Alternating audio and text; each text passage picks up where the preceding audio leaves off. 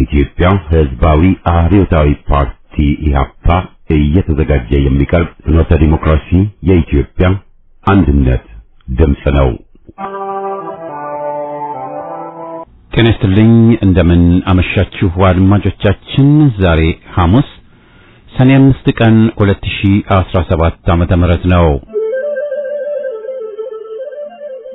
የደምቢ ዶሎ ዩኒቨርሲቲ ተማሪዎች የነበሩትና በአክራሪ የኦሮሞ አሸባሪዎች የታገቱት ተማሪዎች ጉዳይ እስካሁን እልባትን አላገኘም።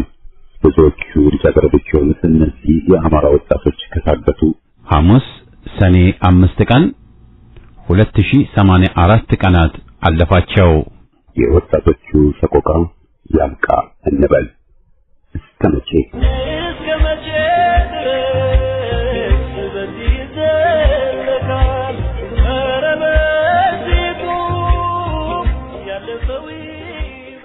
ዝግጅታችን በዜና ይጀምራል። በማስከተልም ከዚህ ቀደም በፍኖተ ዴሞክራሲ ተላልፈው የነበሩ ዝግጅቶችን የምናሰማበት ከማህደራችን ፕሮግራማችንን አቅርበን የዝግጅታችን ፍጻሜ ይሆናል። የአማራ ፋኖ ብሔራዊ ኃይል ጎንደር ቀጠና ዳግማዊ ቴዎድሮስ 5ኛ ኮር ዛሬም ድል መቀዳጀቱን ቀጥሏል። በዛሬው ዕለት የአብይ ወንበር አስጠባቂ ኃይል አናብስቴ ዳግማዊ ቴዎድሮስ 5ኛ ኮር ፋኖች ለመደምሰስ የሚል እቅዳቸውን በመንደፍ ከሌሊቱ 8 ሰዓት ከአዲስ ዘመን ከጎራባች ከተሞች የሰበሰበውን ግለሰብ መንቀሳቀስ አስታ ተብሎ በሚጠራው የገጠር ቀበሌ ደፍቶ ያደረ ሲሆን ከጠዋት 12 ሰዓት ጦርነቱ ቢጀምርም ዘላልቀን ነው። ውጊያው ላይ ዳግማዊ ቴዎድሮስ 5ኛ ኮር ከፍተኛ ጀብድ ፈጽመዋል።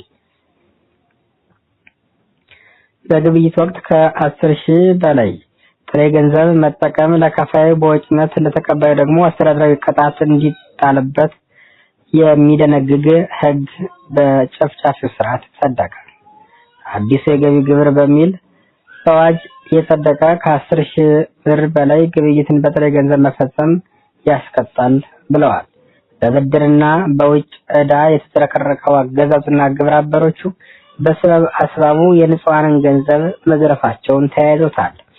ከባለ 3 እግር ባጃጅ አሽከርካሪ ጀምሮ እስከ ላይኛው ድረስ ቤንዚን፣ ናፍጣ፣ ጥቁርና ነጭ ናፍጣ፣ ጋዝ የመሳሰሉትን በከፍተኛ ሁኔታ ዋጋ በመጨመር ኑሮ ውድነቱን እንዲባባስ ማድረጋቸው ሳያንስ አሁን ደግሞ በካሽ ገንዘብ ግብይት መፈጸም እንደማይቻል የግለሰብ ነጻነት ነፍገዋል። የገንዘብ ሚኒስቴር ተብየው የህግ ጉዳዮች መምሪያ ኃላፊ እንዳለው አዋጁ ተግባራዊ የሚደረገው በጥሬ ገንዘብ የሚፈጸም ግብይትን መገደብን ታሳቢ ተደርጎ ነው። በአንድ ግብይት የሚፈጸም የጥሬ ገንዘብ ክፍያ ከ10,000 ብር ከበለጠ ትርፉ ብር ለከፋዩ በወጭነት አይያዝም። ገንዘቡን የተቀበለውም የትርፉን ገንዘብ በእጥፍ አስተዳደራዊ ቅጣት እንደሚጣልበት ተቀምጧል ሲል የህብረተሰቡን ጭፍለቃና የግለሰብ የመገበያየት መብት ሙሉ በሙሉ በይፋ ገፏል። ህብረተሰቡ ይህን ቅሬታ ሲያሰማ ትላንትና የ5 ብር ብሎም የ1 ብር ላስቲክ ይዞ የተገኘ እስከ 20,000 ብር ያስቀጣል የሚል አዋጅ ያጸደቀው ያገዛዙ ምስለኔ ካድሬዎቹ ዛሬ ደግሞ በገንዛ ንብረትህ ገንዘብህን መቀየሪያና መገበያየት አትችልም የሚል ሌላ አዲስ ግርምትን የሚፈጥር ተቃውሞን የሚያባብስ የህብረተሰቡን ነጻነት የሚገፍ አዋጅ አጽድቀዋል። ህገወጥ እስር ማለት እጅግ በጣም የስነ ስርዓታዊና የህገ መንግስታዊም ነው ሲል የጋዜጠኛ ተስፋለም ወልደየስ ጠበቃ ገለጸ። በፖሊስ ቁጥጥር ስር የዋለው ጋዜጠኛ ተስፋለም ወልደየስ ጠበቃ ጋዜጠኛው አላግባብ በፖሊስ ኃይል ነው አሁን ታስሮ ያለው እንጂ በህግ አይደለም ሲል አገዛዙን ፈላጭ ቆራጭና ጨፍጫፊነት ቶርች ያደረገ ጨለማ ቤት ንጹሃንን በእስር እንደሚያሰቃይ ገልጿል። ጠበቃው የተማሪያም ኃይሉ እንደሰጠው ቃል ይህ ሰው ይፈታ ተብሎ 2 ጊዜ ተፈቅዶለት ለመፍታት ፈቃደኛ ያልሆነው ፖሊስ ነው። ስለዚህ የህግ የበላይነትን በተዘዋዋሪ መንገድ እየተቀበለ አይደለም ብሏል። ሰሞኑን በፖሊስ ቁጥጥር ስር የዋለው የኢትዮጵያ ኢንሳይደር በመደየነ መረብ ሚዲያ መስራች እና ጋዜጠኛ ተስፋለም ወልደየስ ፍርድ ቤት 15,000 ብር እንዲፈታ ቢወስንም ፖሊስ ግን አልፈታም ብሏል። ተስፋለም ወልደየስን ለምሳሌነት አነሳ ነው እንጂ በርካታ ንጹሃን የፖለቲካ አንቂዎች እጅግ በጣም አብዝተው ለሀገር የሚቆረቆሩ የሚጨነቁ ለኢትዮጵያ ክብር ብለው ለህዝብ ነጻነት ብለው እስከ መስዋዕትነት እስከ ጨለማ ቤት መዘጋት መስዋዕትነት የከፈሉ ውድ የኢትዮጵያ የቁርጥ ቀን ልጆች አሁን ያሉበት እንደማይታወቅ በእስር ቤት እየተሰቃዩ እንደሆነ በጨለማ ቤት ያለማንም ጠያቂ ዘመድ አዝማድ እንደታሰሩ እንኳን እውቅና በሌለው ሁኔታ በስቃይ ውስጥ እንዳሉ ለመገንዘብ ችለናል። ዜናው በዚያ በቃ።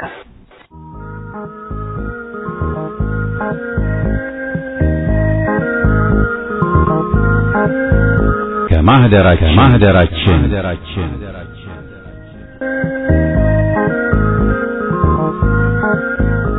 ከማህደራችን ዘወትር ሐሙስ የሚቀርብ ከዓመታት በፊት በፍኖተ ዴሞክራሲ ቀርበው የነበሩ ሀተታዎችን፣ ትችቶችንና ጥናታዊ ጽሑፎችን ምን ብለን እንደነበር ለማስታወስ የሚቀርብ ዝግጅት ነው።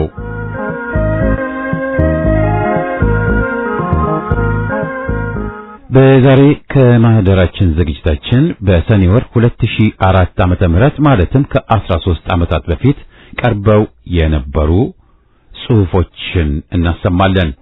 በቅድሚያ አለ ሰርቶ አደሩ ሕዝብ ተሳትፎ ድል ዘበት ነው በሚል ርዕስ የቀረበ ሀተታ ነው። በመጨረሻም ሀሁ ፖለቲካ ትላንትን ረስቶ ነገን ፍለጋ ከሃማ ቱማ በቀረበው ጽሑፍ ዝግጅታችን ይጠናቀቃል።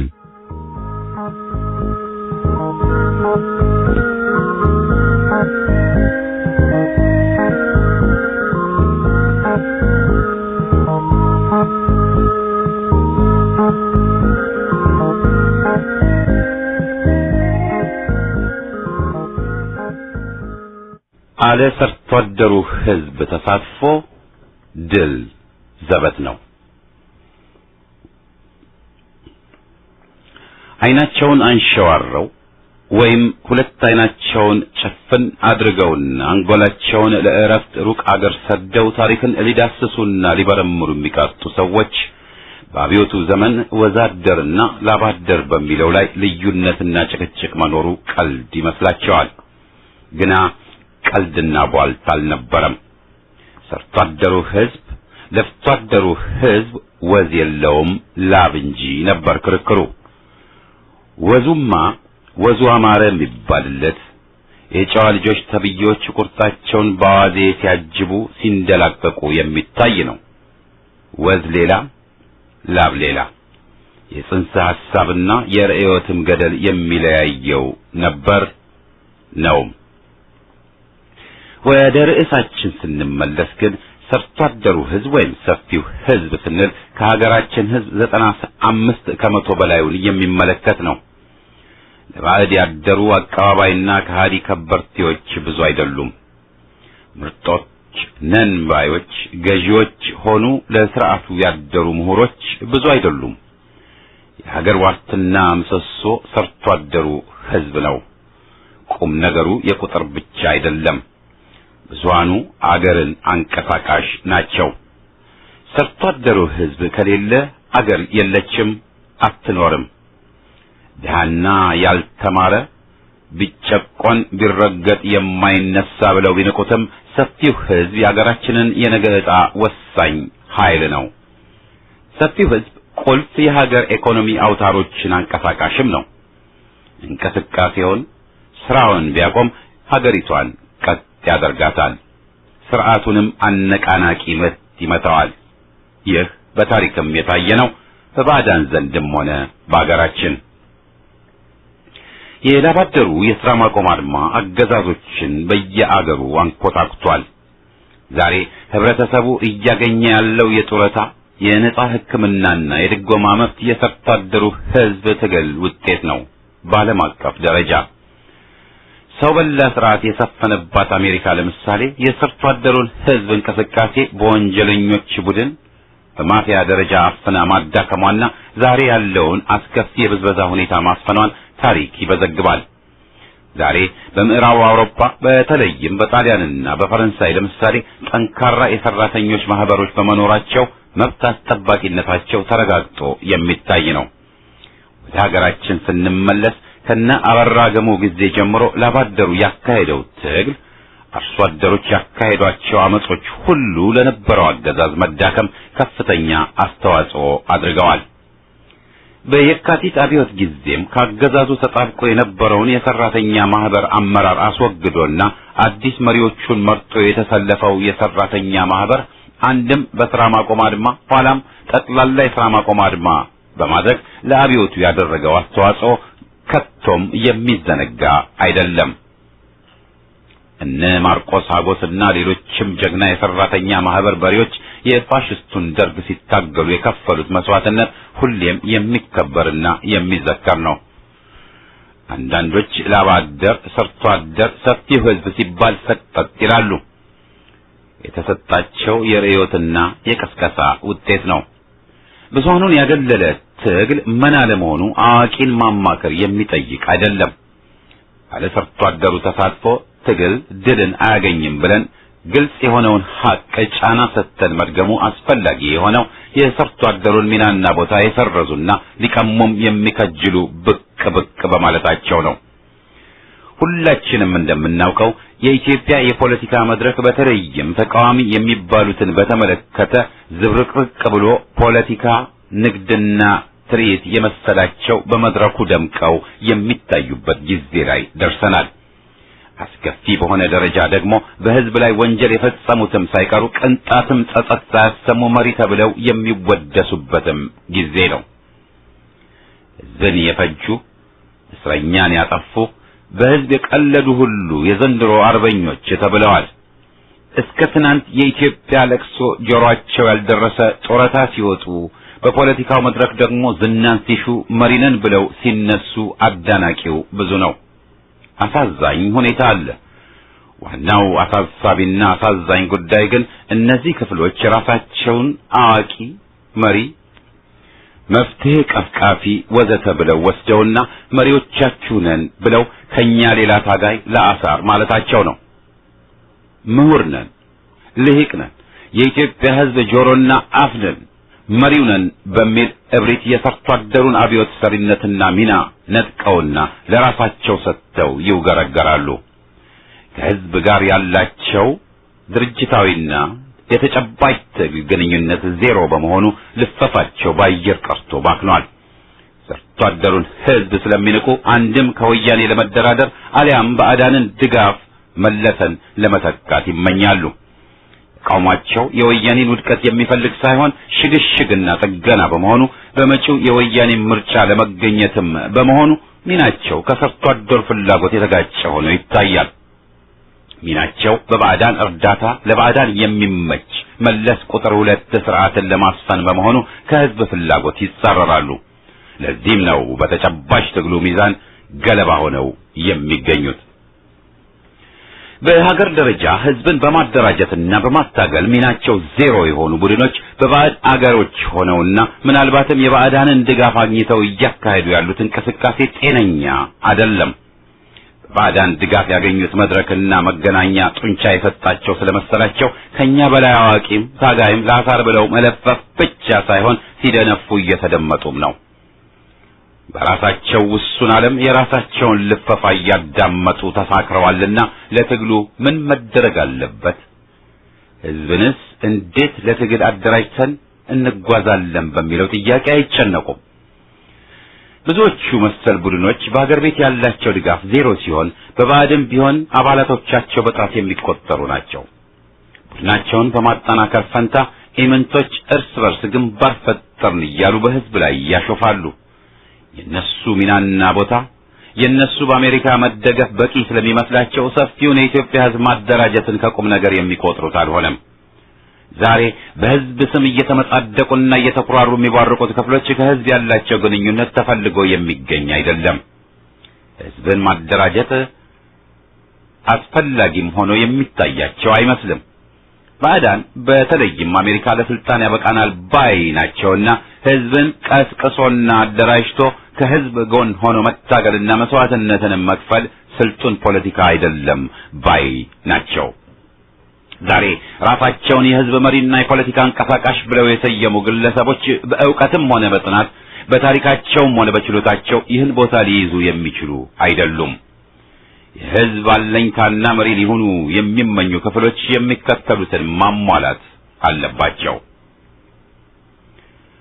ወያኔን ለመተቃቀፍ ሳይሆን ለማስወገድ ቆርጦ መነሳት፣ የሕዝብን አብዮት ሰሪነትና ወሳኝነት ማመን፣ በተጨባጭ በድርጅት ሥራ በሀገር መሰማራትና ከሕዝብ ጎን መገኘት፣ ለባዕድ አለማደርና አገርና ሕዝብን ማክበር፣ ከወንጀልና አሳፋሪ ታሪክ የጸዱ መሆን፣ በሕዝብ ላይ ምሁራዊ ትምክህትን ማስወገድ፣ ትግሉ በሀገር ቤት መሆኑን መረዳት፣ ዋናው ተልእኮ በሀገር በትግል መሰማራት እንጂ በባዕድ አገር አባል አልባ ከሆኑ ቡድኖች ጋር መተቃቀፍ አለመሆኑን መገንዘብ፣ ትግል አለ ሰፊው ሕዝብ ተሳትፎ ድልን እንደማይቀዳጅ ማወቅ አለባቸው። ዋናው ግዳጅ ደግሞ ወሬ ሳይሆን በልፈፋ ሳይሆን በተጨባጩ ትግል ደምና መስዋዕትነትን በሚጠይቀው ትግል አለና ብሎ በግንባር መሰለፍን ይጠይቃል። ምሁሮች፣ ልሂቆች፣ ምርጥ ነን ባዮች፣ ድርጅት ነን ባዮች በምንም ሁኔታ የሰፊውን ሕዝብ ሚናና አብዮት አምጪነት ችሎታ ሊነጥቁ አይችሉም። ሰርቶ አደሩን ማነሳሳት፣ ማደራጀት እንጂ መተካት ከንቱ ልፋት ነው። ለሀገር አይጠቅምም፣ ለድልም አያበቃም። የምርጦች ድል የሕዝብ አይደለም። በባዕዳን ድጋፍ እየተሞከሩ ያሉት ሽግግሮች ሆኑ ስብስቦች ሕዝብን ያላቀፉና የሕዝብን ፍላጎት ተጻራሪ ናቸውና አገር ወዳዶች ሁሉ የሚቃወሟቸው ይሆናሉ። ዛሬ ወሳኙ ጥያቄ ሰልፋችን ከማን ጋር የሚል ነው። ከወያኔ ነው? ከባዕዳን ጋር ነው? ወይስ ከሕዝባችን ጋር ነው? ሕዝብን ንቀውና ባዕድን አምነው ምሰሶ አድርገው ያሉትና በባዕድም ትምህርት ቤቶች ገብተው እየሰለጠኑ ያሉት ስለ ሕዝብ ደንታ የላቸውም። እድሜ ለአሜሪካ በኢራቅም በሊቢያም ወዘተ እንዳደረገው ሁሉ ለስልጣን ያበቃናል ብለው ይመኛሉ። ሐቀኛ አገር ወዳዶች ደግሞ በበኩላቸው ሰርቶ አደሩን ሕዝብ አደራጅተውና አቅፈው ለኢትዮጵያ ሕዝብ የሚበጅና የሚመች ሽግግር እውን ለማድረግ ይጥራሉ። ሁለት አማራጭ፣ ሁለት አቋም። ሰርቶ አደሩን ሕዝብ መሰረት ያላደረገ ትግልና አማራጭ ግን ለሀገራችን ከቶም ቤዛ አይሆንም። የብዙሃኑን ፍላጎት የማያሟላ መፍትሄ ስንኩል ነው።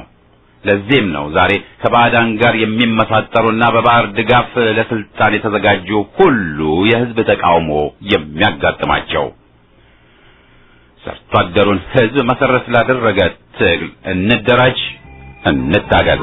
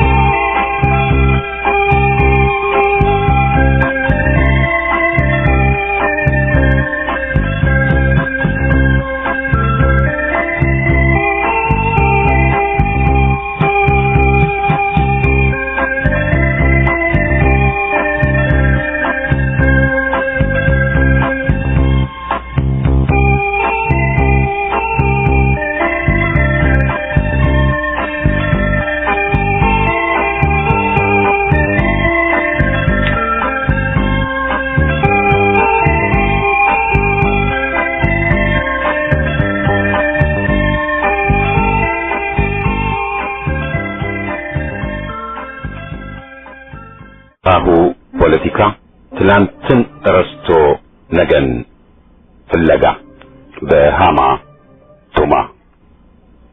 አለመታደል ሆነና ሐቅ ያንቅነውና ነጋ ጠባ ሐቁ ሲነገር የሚያማቸውና አልፎም አንቆ የሚያስጓራቸው ጥቂቶች አይደሉም።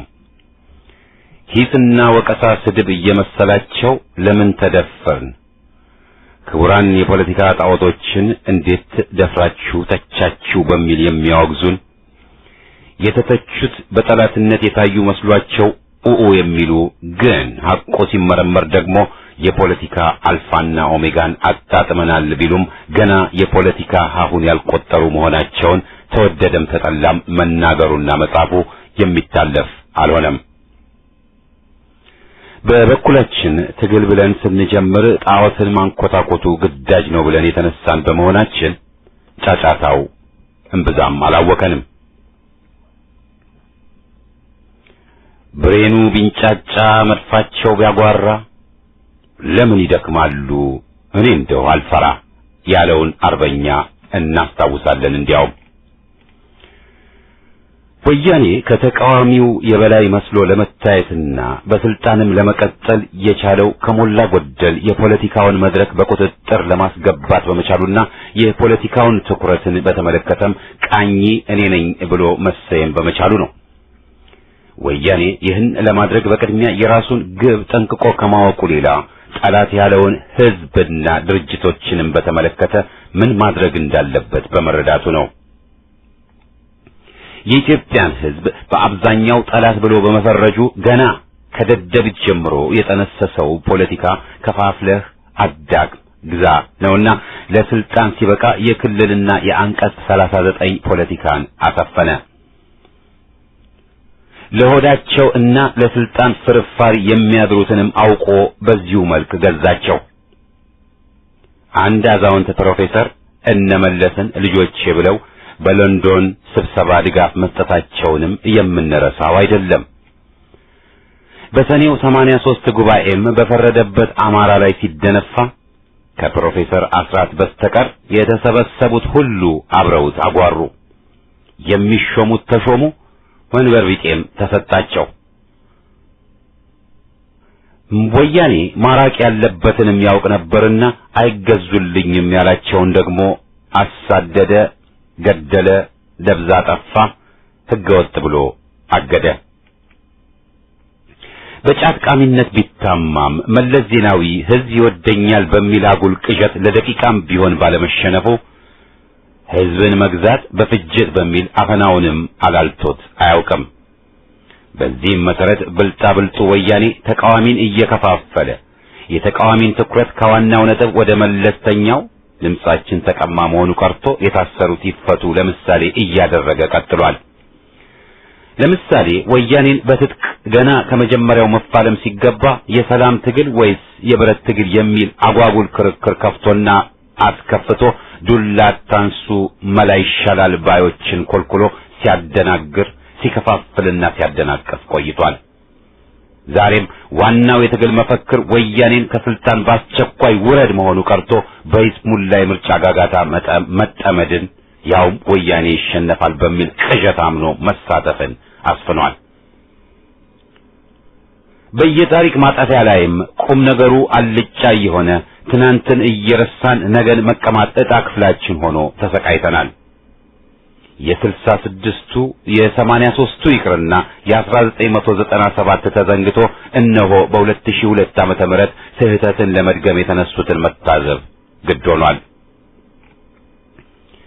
በየጊዜው ተቃዋሚ ኃይሎችን የምንተቸው ወያኔ በራሱ ድክመት እየተሸረሸረ ባለበት ከውድቀት የሚድነው በራሱ ጥንካሬ ሳይሆን በተቃዋሚዎች ድክመት መሆኑ ተደጋግሞ የተነገረና ትክክልም ግምገማ በመሆኑ ነው። ጠጣሩ እንዲላላ የላላውን ወጥር ነውና መሰረታዊው ምክር ተቃዋሚ ኃይሎች ድክመታቸውን አስወግደው እንዲጠናከሩ መተቸታቸው ተገቢ ነው። ድክመት ስንልም በቀቢጸ ተስፋ ተይዘውና ጨለምተኛነትን ጌታ አድርገው ትግሉ ገና ሳይፋፋም የደከሙት እንደሚሉት ሁሉም ከንቱ ነው ለማለት ሳይሆን የድርጅቶችን ጥንካሬና የማይካድ አስተዋጽኦ በግምት ይዘን ግን እየጎዳ ያለውን ድክመት በመጥቀስ መወገድ አለበት የሚለውን መልእክት ለማስተላለፍ ነው። የ1997ቱ ምርጫ ውጤት የተፈለገውን ግብ አይመታም። የታገሉት ድርጅቶች ቅንጅትና ህብረት ያደረጉት አስተዋጽኦና ጥረት በቀላሉ የሚገመትና በስህተትና ድክመት ደረጃ ብቻ የሚፈረጅ አለመሆኑም መታወቅ ያለበት ነው። ዛሬም ቢሆን በክህደት ጎዳና ተሰማርተው ከወያኔ ጋር በተለጣፊነት የሚሰሩትን ስናወግዝ በፖለቲካው መስክ ስህተት የሚፈጽሙትን ሆነ በምርጫው በመሳተፍ የሆነ ውጤት እናመጣለን ብለው የሚጠሩትን በጅምላ ማውገዙ ከዓላማችን ውጭ ነው። የድርጅቶች ሁሉ ጠንካራ ጎናቸው ወያኔን እያናጋው ነውና ወያኔ ጠንካራ ነው፣ ሀገሩን ሁሉ ተቆጣጠረው ብሎ መላቀሱ ስህተት ይሆናል። ያለውን ተጨባጭ ሁኔታም አለመገምገም መሆኑም ግልጽ ነው። ነገሮችና ሁኔታዎችን በሚዛን ማየት ይሻል። በዚህ መሰረትና አጥር ክልል ውስጥ ነው ትችት ለማቅረብ የሚሞከረው። የፖለቲካ ንቃት በደከመበት ደግሞ አሉባልታና ጥራዝ ነጣቅነት ይሰፍናል። የፖለቲካው መድረክ የጨረባ ተስካር ሆኖ ይዘባረቃል። ይህን ለማስወገድ ራሳችንን መገምገሙና መተቸቱ አስፈላጊ ነው። የላላውን ለመወጠርና ጠጣር ነኝ ባዩን ለማላላት፣ ወያኔን ለማሸነፍ ከወያኔ ተጻረው የቆሙት ኃይሎች ሲጠቀሱ ግን ስህተትን ነጋጠባ የሚደግሙት ተመክሮ ጠፍቶ ሳይሆን እቅጩ ሲነገር የፖለቲካን ሀሁ መጨበጡን ሆነ ከተመክሮ መማርን አሻፈረን ስላሉ ብቻ ነው ብንል ማጋነን አይሆንም። ነገ ግንቦት 23 ቀን ያልተጠበቀ ሁኔታ ከተከሰተም የድርጅቶቹ ዝግጅትና የተነሱ አምፁ ጥሪ ሳይሆን እንደ 1997ቱ በህዝብ በራሱ ቁጣና መነሳሳት ምክንያት የሚከሰት ነው። በመጪው ምርጫ መሳተፍ ከድክመትና ስህተት እየተቆጠረ ያለው ይህን ሂደት ተቃዋሚዎች የሚጓዙበት ወያኔን ለማጋለጥና ህዝብን ለማደራጀት መጠቀሚያ ይሆናል በሚል ሳይሆን በምርጫው በመሳተፍ ለውጥ ይመጣል ብለው አማኞች በመሆናቸው ነው። ተቃዋሚ ኃይሎች ጠላትና ወዳጅ ማን ነው በሚለው መሰረታዊ ጥያቄ ላይ ተገቢው አቋም ኖሯቸው በስራና ስምሪት ክፍፍል ደረጃ አንተ አንቺ በህጋዊ መድረክ ሌላው ደግሞ በሁለገቡ ብለው ቢሰማሩ ኖሮ ማለትም ሁሉም ወያኔ ጸረ ህዝብ አገዛዝ ነው ብለው አምነውና በመውደቁና መወገዱ አስፈላጊነት ተስማምተው በነበር ምርጫውን ይበልጥ ወያኔን ለማጋለጥ መጠቀሚያ ማድረግ በተቻለ ነበር። ይህ ግን አልሆነም። የፖለቲካ ሀሁ ግድ የሚለውን ትምህርት መማር አቅቷቸው የተገኙት ክፍሎች ግን ከመደራደር በፊት የመደራደሪያ እቅዳቸውን አጋልጠው ራሳቸውን ለጥቃት ሰጥተው ያረመኔ ልቡ ቀጋ መሆኑን ዘንግተው በወያኔ ተደናግረው ከደጋፊዎቻቸው ተነጥለው ተጣልተው ወዳጅ ብለው ያልሆነውን አቅፈው ጉዞ ሳይጀምሩ እየተደናቀፉ ሲወድቁ አይተናል።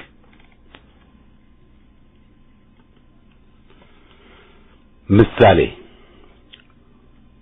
ሁሉም የፖለቲካ እስረኞች ይፈቱ ማለት ሲገባ የራሳችንን ብቻ ነው ይፈቱ የምንለው በማለት ወይም ከኢህአፓ ውስጥ ብቅ ያሉ አንጆች እንዳሉት የፖለቲካ እስረኞችን ጥያቄ በኋላ እንጂ ዛሬ ማንሳት የለብንም ብሎ ከሩቁ በመጎንበስ የፖለቲካ ድርጅት መሪ በህገወጥ መንገድ ታስራ እያለች ተፈታች፣ ታሰረች፣ ምርጫ እንገባለን ብሎ በመማማልና ለድርድር እንኳ ባለመግደርደር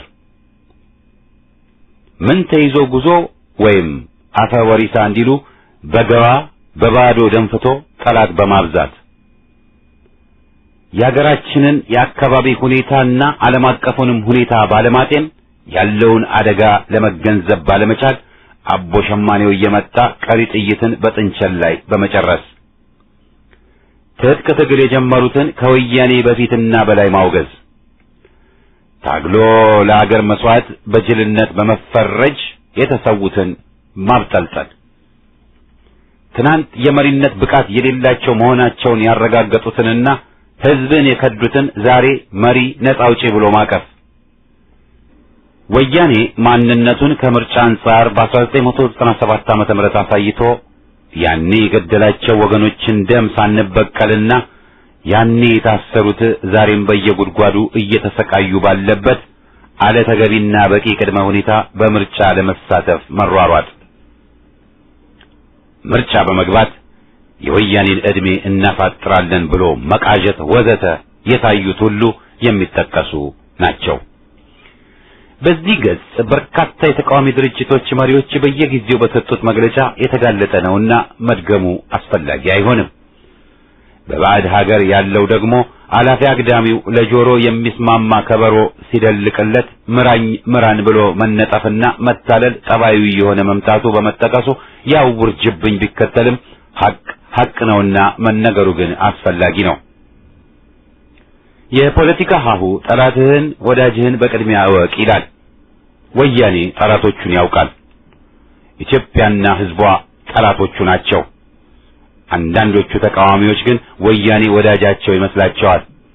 አንዳንዶቹ እንዲያውም ተቃዋሚ አትበሉን፣ ወያኔዎች ወንድሞቻችን እህቶቻችን ናቸውና ተፎካካሪ ነን ይሉናል። ወያኔ ጠላት ነው ስንል አሮጌ ፖለቲካ ነው ሰልጥኑ ብለው ይወርፉናል። መሰልጠኑ ጫንቃን ለባርነትና ለውርደት ማመቻቸት ሆኖብን ከበደን ብንላቸው አይገባቸውም። ተዋደዱ የሚሉ ነገር ዓለሙ ያልገባቸው ዘፋኞችም አሉ። ቀለበት መንገድ፣ ፎቆች፣ ቪላዎችን እዩ፣ አርሶ አደሩም የእጅ ቴሌፎን ይዟል። ትናንት በታገላችሁበት በቋሪያ ፋሊያ ወይም ቴዎድሮስ ከተማ ሳይቀር እኮ ቴሌፎን ገብቷል ብለው ይገስጹናል። ምን ማለት ነው? ይህ ሁሉ 14 ሚሊዮን ሕዝብ በተራበበት ሀገር፣ 35,000 በላይ በታሰረበት ሀገር፣ መብት በተረገጠበት ሀገር፣ የሕግ የበላይነት ባልተከበረበት ሀገር፣ ዘረኝነት በሰፈነበት ሀገር፣ ጭቆና በከፋበት ሀገር ስንላቸው መልስ የለም። ለነሱ ለጥቂቶች አምሯልና ለኛ ማስቀየሙ አይረዳቸውም። ሕሊና ደግሞ ከተሰናበተ ጊዜ አልፏልና የብዙሃኑ እንባና ሰቆቃ በሆድና ጥቅም ታፍኗል። ነጋ ጠባ ኢኮኖሚው አደገ ተመነደገ የሚሉን ይህ ሁሉ ሚሊዮን ሕዝብ እንዴት ለረሃብና ለከፋ ድህነት እንደተጋለጠ አይናገሩም። ሆድና ዘረኝነት ከትቢያና ውርደት ጥሏቸዋል። የፖለቲካ ሀሁ ከተማርን ግን በቅድሚያ ተጨባጩን ሁኔታም ጠላትንም ማወቅ ወሳኝ ይሆናል። ማወቅ ማለት ደግሞ ይዘቱን፣ ጠባዩን፣ ድክመት ጥንካሬውን ማለት ነው። በሌጣ ትንተና ማብቃት አንገደድም። ወያኔ ከተመሰረተ ጀምሮ ስለዚህ ከይሲ ቡድን የተባለውን አልሰማንም ብንል እንኳን ስልጣን ከያዘ ወዲህ የፈጸመውን ወንጀል ረሳን ብንል እንኳን አደባባይ ኢየሱስን፣ አንዋር መስጊድን፣ ወተር አርባ ጉጉን፣ ጋምቤላን፣ ኦጋዴንን ሕዝብ መጨፍጨፉን ወዘተ ማን ፕሮፌሰር አስራትን፣ አሰፋ ማሩን፣ ተስፋዬ ታደሰንና ሌሎችን እንደገደለ ማንም አልነገረንም ብንል እንኳን ትናንት በ1997 ዓመተ ምህረት ስንቱን ንጹህ ዜጋ የጨፈጨፈውን ወያኔ አናውቀውም ማለቱ ሊፈቀድልን አይችልም። ሆዳችን ሕሊናና አንጎላችንን አንቆ ካልገደለ በስተቀር የፖለቲካው መድረክ የተጨናነቀው የፖለቲካን ሀሁ በማያውቁ ግና ራሳቸውን ምሁር፣ ልሂቅ፣ ዶክተር፣ ፕሮፌሰርና መሐንዲስ የሳይንስ አዋቂ በሚሉ ነው። እና ጅሬን ደግሞ ለስለስ ብሎ መናገሩም ክብረ ነክ ከሆነ ውሎ አድሯል። በምሁሮች መቅናት ነው ያሉም አሉ። ግን ሐቁን ተናግሮ የመሸበት ያድሯል ነውና አወቅን ባዮች የሰፊውን ሕዝብ ንቀው ሲውገረገሩ እየደረሰ ያለው በደልና ጉዳት መጠቀሱ አስፈላጊ ነው። ሕንጻ ግንባታና ፖለቲካን፣ ከብት ሕክምናና ፖለቲካን፣ መሐንዲስነትና ፖለቲካን፣ ቀዶ ጠጋኝና ፖለቲካን ወዘተ ምን እንዳቆራኛቸው ማስረዳት ከባድ ነው።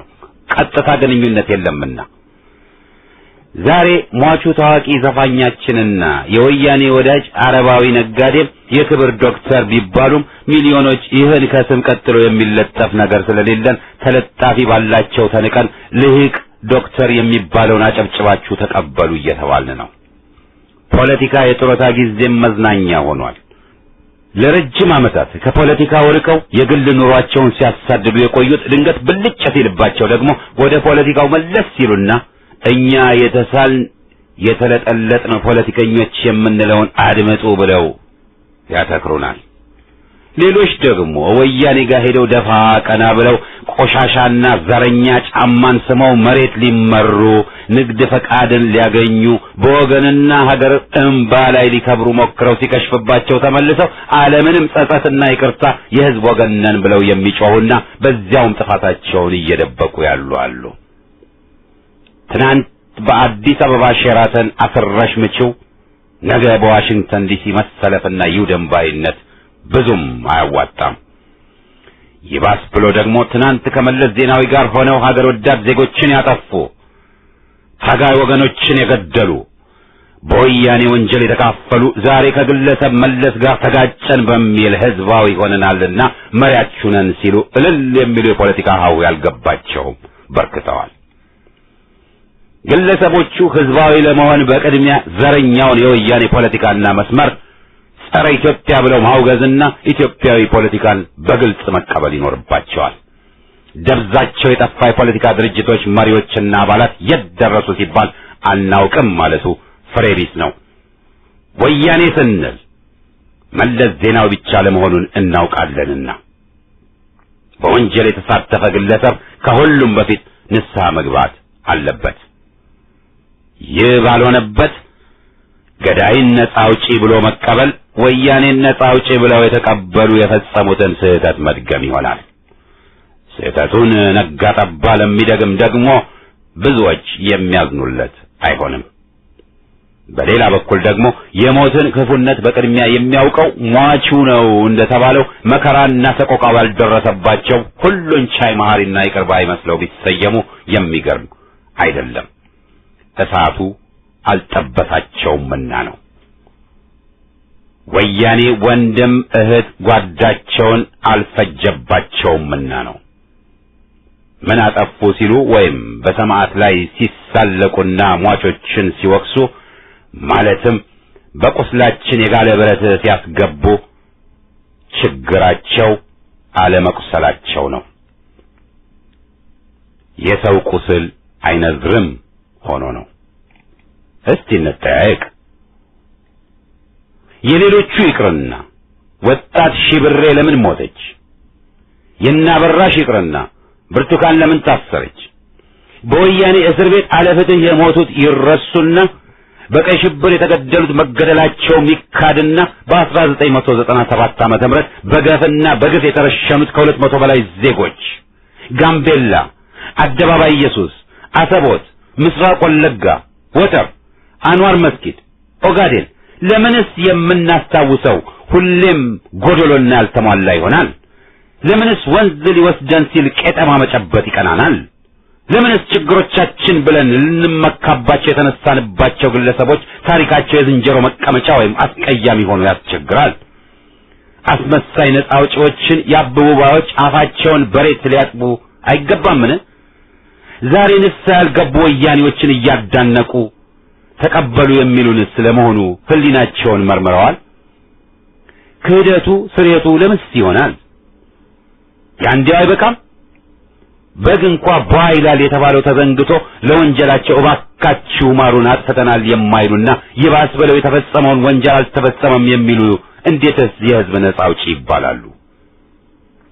ከ200 ሺህ በላይ ህይወት ያጠፋን ሽብርና ሚሊዮኖችን ያቆሰለን ግፍ የሚክዱ እንዴትስ የፖለቲካ መሪ ነጻ አውጪ ይባላሉ? ግፉ አልበዛም? ኃጢአት ሲደጋገም ጽድቅ ሆነብን? ፖለቲካ ለምርጦች ወይም አንዳንዶች እንደሚሉት ለልሂቆች ብቻ ነው ባንልም ፖለቲካ ከባድ እንቅስቃሴ ነውና ዝግጅትና ንቃትን ይጠይቃል። በተለይ ድርጅትን እናንቀሳቀሳለን፣ ትግልን አጠናክረን ህዝብን ለድል እናበቃለን ከተባለ ስምሪቱን እንደ ትርፍ ጊዜ ሥራ መውሰዱና በቀላሉ መያዙ ፍሬ ቢስ ነው። ወያኔ ፖለቲካ የሞት ሽረት ጥያቄ ሆኖ ስለሚያስጨንቀው 24 ሰዓት ሙሉ ግቡን ለማሟላት ተንኮል ሲሸርብና ሐሰት ሲያሰራጭ፣ ሲከፋፍል፣ ሲያስር፣ ሲገድል ይታያል። አይተኛም ብንል ሁኔታውን ይገልጸዋል። ፖለቲካን በሙያተኛነት ይዞታል ማለትም እንችላለን። በመሆኑም ተጻራሪዎቹ ወይም ለህዝብና ለሀገር መሰረታዊ ለውጥን እናመጣለን ብለው የተነሱ ወገኖች ፖለቲካን በጥራዝ ነጠቅነት ደረጃ ባላዋቂ ሳሚነት ልጅ የጫረው እሳት በመሆን እንደ መዝናኛ በመቁጠር ይዘው ሊነሱ አይችሉም። የፖለቲካ ሀሁ ያልገባቸው ክፍሎች ጥላቻን ያወግዛሉ፣ ተዋደዱ፣ ተፋቀሩን ይሰብካሉ። ነብር ፍየልን ሲያቅፍ፣ ጅብ አህያን ሲስም ይታያቸዋል። ቅዠት። ወያኔ በስልጣን የቆየው በህዝብ ላይ ጥላቻውን በማርገብ በማለስለስ ሳይሆን በማጠናከርና በማባባስ ነው። ትግል የራስ ግብዣ አይደለም ተብሏል። ተቃቅፎ ወደድኩሽ ወደድኩ መባባያም አይደለም። የህዝብና የሀገር ፍቅር ለትግልና መስዋዕትነትን ለመድፈር መንስኤ ቢሆንም ትግል በጥላቻ ላይ የተመሰረተ ነው። የጭቆና ጥላቻ፣ ጨቋኝን ጥላቻ። ጠላትን ወዶ ትግል የለም ኖሮም አያውቅ። ሰላማዊ ትግል ከተባለ ሌላ ጠላቱን ጠልቶ ያልተነሳ ወደ ድል አይጓዝም። በመሆኑም የወያኔን አገዛዝ ጠልተንና ልናወድመው ቆርጠን መነሳት አለብን ማለት ነው። የመለስ አገዛዝ በደም የተጨማለቀ ወንጀለኛ ቡድን ነው። መጠላት ሲያንሰው ነው። መንጌ የሚሉ ቀልደኞች ከፍርፋሪው የተቋደሱ ብቻ ናቸው። ያልደረሰባቸው፣ ያልቆሰሉ፣ ያልተጎዱ። የፖለቲካ ሀሁ ጠላትህን እወቅ፣ ጠላትህን ጥላ፣ ልታጠፋውም ቆርጠህ ተነሳ ይላል። ይህንን መሰረታዊ ሀቅ እየተቃወሙ ጠላት አትበሉ፣ የአገር ልጆች ነን፣ ጠላቶች አይደለንም ወዘተ የሚሉ ሁሉ ትጥቅ አስፈችና የባርነትን ቀንበር ላያችን ላይ አደላዳይ ናቸው። ቢወዱትም የማይወድ ስርዓት መሆኑን ሊሸፋፍኑ የሚጥሩ ነጋ ጠባ የሚያዋርደንና የሚገድለን ስርዓት መሆኑን የሚዘነጉ የተገደሉትንና የታሰሩትን ሁሉ የሚረሱ። ለዚህም ነው ተቃዋሚ ኃይሎች ሁሉ እንዋደድን ሳይሆን በጠላታችን ላይ አምረን እንነሳን መስበክ ያለባቸው። ይህ ነው ተገቢው ፖለቲካ። ለዚህም ነው ቀስ በቀስ ወያኔ ህሊና ገዝቶ ይሻሻላል ማለትም መሰረተ ቢስ ሆኖ የሚገኘው። ለምርጫ ተብየው ቀልድም ያን ያህል ገንዘብ መባከኑም አላግባብ ሆኖ የሚከሰተው። ቀደም ለማለት እንደተሞከረው የፖለቲካውን መድረክ ወያኔ በየጊዜው ዋና ጥያቄ ብሎ በሚያፈነዳው እያተራመሰ ዜጎችን ማደናገሩን እየቀጠለ ያለ ነው። የመወያያ የመጮያ ርዕስ ሰጪ ወያኔ ራሱ ይሆንና እይታችን ዋናውን ነጥብ ትቶ በመለስተኛ ጉዳዮች ላይ ያተኩራል። በ1997 ዓመተ ምህረት ምርጫውን አጭበርብሮና የህዝብን ድምፅ አፍኖ ባለበት ህገ ወጥነህና ከስልጣን ወረድ የሚለውን መፈክር የታሰሩት ይፈቱ በሚል እንዲሸፋፈን አደረገና ብዙዎች ዋና ተልዕኳችን የታሰሩትን ማስፈታት ነው ብለው ሲጮሁ ቆዩ።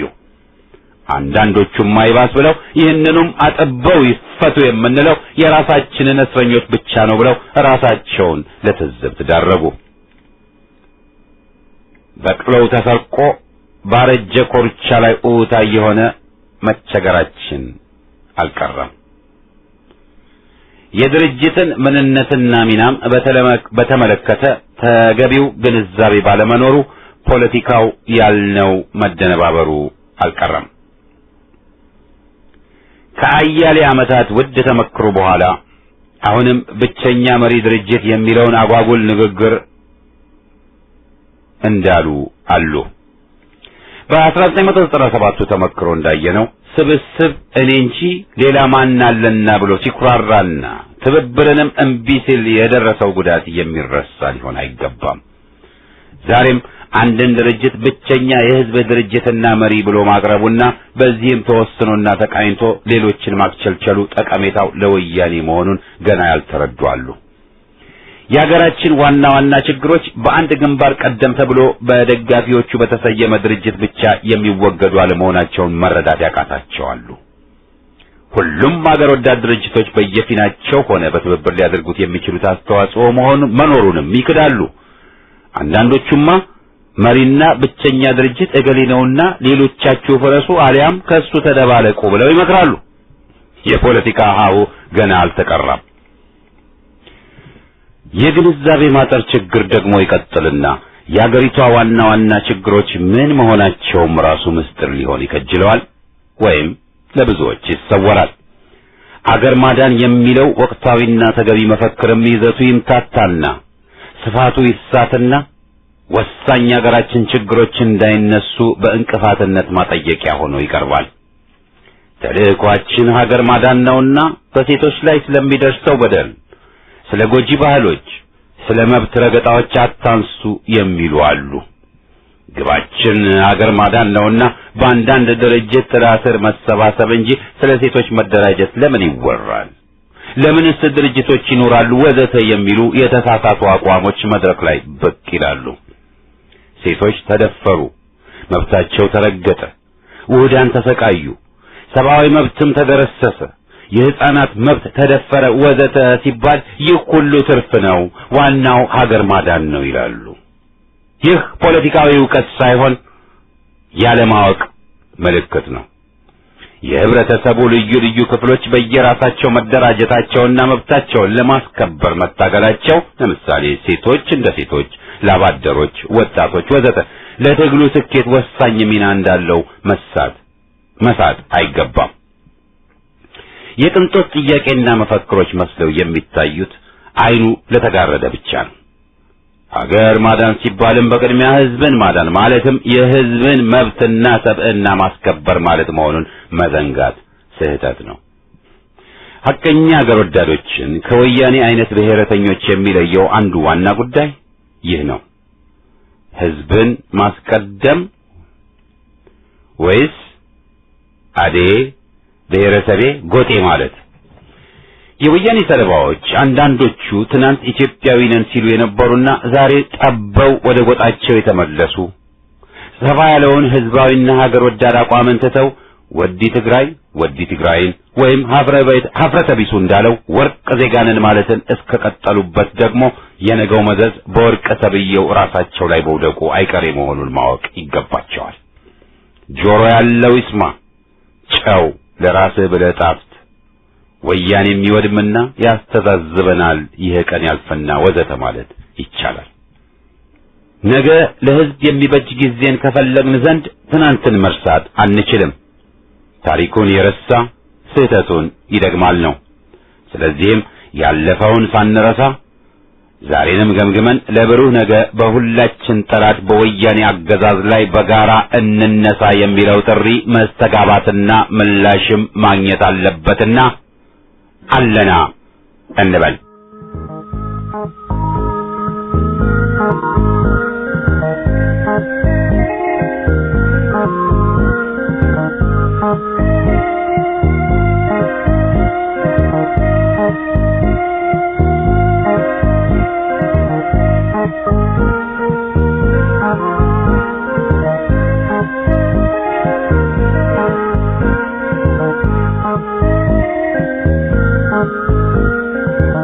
Thank you.